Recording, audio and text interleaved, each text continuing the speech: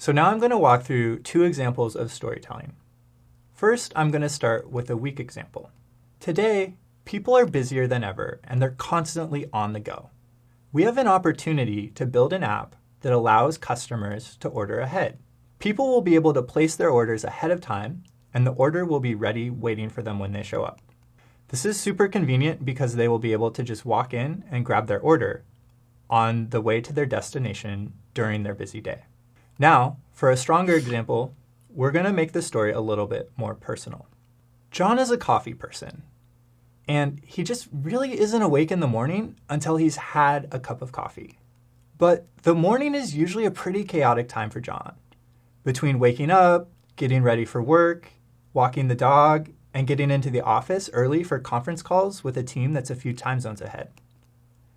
This means that John usually doesn't have time for coffee in the morning, and the first few meetings of the day end up being a little bit rough as a result. But John recently heard about a new app that lets you order ahead.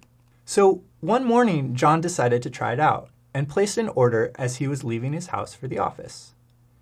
He was able to pick it up at the store that's right across the street from his office. He just walked into the store and his order of coffee was there waiting for him. So he made it into the office with his coffee in hand and jumped right into his first meeting of the day, energized and ready to go.